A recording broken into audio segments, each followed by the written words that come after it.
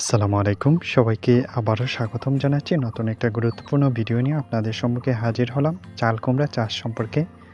আজকের পুরো ভিডিওর মাধ্যমে আপনাদেরকে জানিয়ে দেব চাল কুমড়া গাছে কখন কী সার প্রয়োগ করে এবং অন্যান্য যেসব পরিচর্যা করে আপনার চাল কুমড়া গাছে প্রচুর ফলন পেতে পারবেন।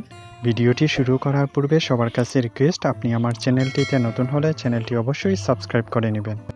চাল কুমড়া যা আমাদের দেশের একটা জনপ্রিয় এবং সহজলভ্য সবজি। গ্রাম অঞ্চলে গড়ে চালের মধ্যে এই সবজিটা উঠানো হয়ে থাকে বলে একে আমরা চাল কুমড়া নামে পরিচিত।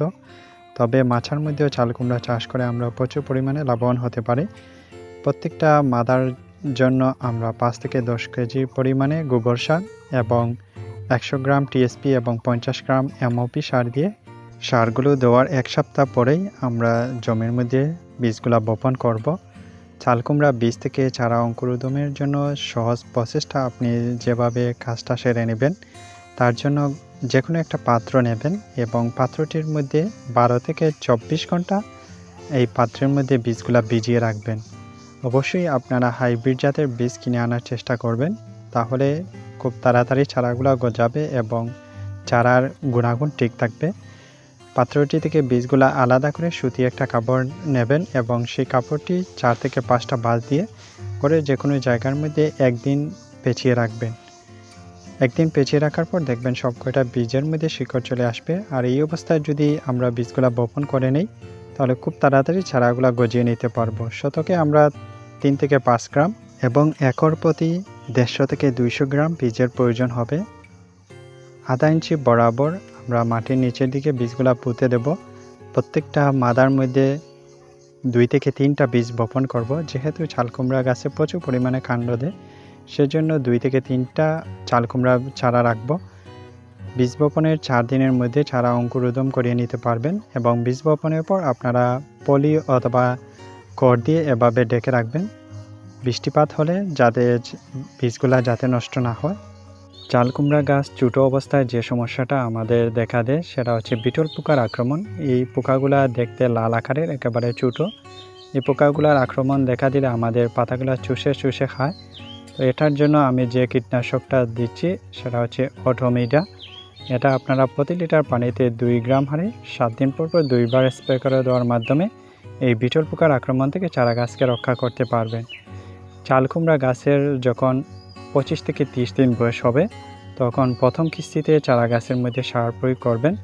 তার জন্য গাছের চতুর্দিকে যে আগাছাগুলো রয়েছে, শুরুতেই সব আগাছাগুলো তুলে ফেলবেন। তারপর যে কাজটা সেরে নেবেন, অর্থাৎ চারা গাছের চারদিকে 2 ফিট দূরত্ব রেখে চারদিকের মাটির যে অংশটা রয়েছে সেই অংশটা আপনারা কুড়ে নেবেন। আমরা যেসব সবজি মাদার মধ্যে চাষ করি সেই সব সবজির সরাসরি গাছের গোড়ায় সার প্রয়োগ না করে আমরা যদি নালা তৈরির মাধ্যমে সারগুলো প্রয়োগ করি, তাহলে চারা গাছের মধ্যে কোনো ক্ষতিকারক প্রভাব পড়বে না এবং কার্যকারিতা খুব ভালো একটা ফলাফল পেতে পারব। তো সার প্রয়োগের পূর্বে আপনারা নালা তৈরি করে নেবেন চারদিকে, অর্থাৎ গাছের মূল অংশটি থেকে 1 ফিট দূরত্ব রেখে 3 থেকে 4 ইঞ্চি গভীরে আপনারা নালাগুলো প্রস্তুত করে সব কয়টা সার প্রয়োগ করবেন। তো আপনাদেরকে একটা মাদার হিসেব পরিমাণ দেখাচ্ছি। আপনার যে কয়টা মাদা রয়েছে আপনারা সেই হিসেব পরিমাণে আপনারা গাছের মধ্যে সার প্রয়োগ করবেন। শুরুতেই চারা গাছের মধ্যে যে সারটা প্রয়োগ করছি সেটা হচ্ছে টিএসপি সার, যে সারের মধ্যে প্রচুর পরিমাণে ফসফরাস রয়েছে, যা গাছের মধ্যে প্রয়োগ করলে গাছের মূল বৃদ্ধি এবং গাছের কাঠামো বজায় থাকবে। প্রত্যেকটা মাদার জন্য আপনারা টিএসপি সারের পরিমাণটা 50 থেকে 60 গ্রাম দিয়ে দেবেন। তারপরে বন্ধুরা যে সারটা প্রয়োগ করব সেটা হচ্ছে এমওপি সার, যে সারের মধ্যে প্রচুর পরিমাণে পটাশিয়াম রয়েছে, যা গাছকে সব ধরনের রোগ বালাই এবং পোকার আক্রমণ থেকে চারা গাছকে রক্ষা করবে। এই সারের পরিমাণটা আপনারা প্রত্যেকটা মাদার জন্য 50 গ্রাম দিয়ে দেবেন। তারপরে যে সারটা প্রয়োগ করব নাইট্রোজেন সংবলিত অর্থাৎ ইউরিয়া সার, এই সারটা প্রত্যেকটা মাদার জন্য আপনারা 40 গ্রাম দিয়ে দেবেন। যে সারটা গাছের মধ্যে প্রয়োগ করলে গাছের সৌন্দর্য রক্ষা করবে, গাছ দ্রুত বৃদ্ধি করাতে সহায়তা করবে, প্রচুর পরিমাণে কাণ্ড বের হতে সাহায্য করবে। তো এইভাবে সব কয়টা সার প্রয়োগের পর যে নালার মধ্যে আপনারা সার প্রয়োগ করবেন সেই নালাটা অবশ্যই মাটি দিয়ে ভরাট করবেন। আপনারা যেসব জায়গার মধ্যে চাল কুমড়া বীজ বপন করবেন, জমি থেকে মাদার উচ্চতা 15 থেকে 20 সেন্টিমিটার উচ্চতা ঠিক রাখবেন।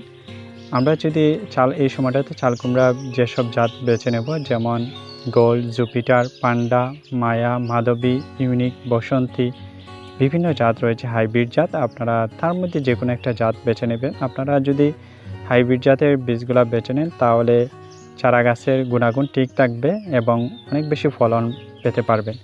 দ্বিতীয় কিস্তিতে আপনারা ঠিক একই পরিমাণে চারা গাছের মধ্যে সার প্রয়োগ করবেন। এই সব কয়টা সার প্রয়োগের সাথে সাথে আপনারা সেই সময়টাতে জিপসাম সার 50 গ্রাম প্রত্যেকটা মাদার মধ্যে প্রয়োগ করবেন। এই দুইটি কিস্তিতে সার প্রয়োগের পর আপনার চারা গাছ থেকে প্রচুর ফলন পেতে পারবেন এবং চারা গাছগুলো খুব সতেজ থাকবে।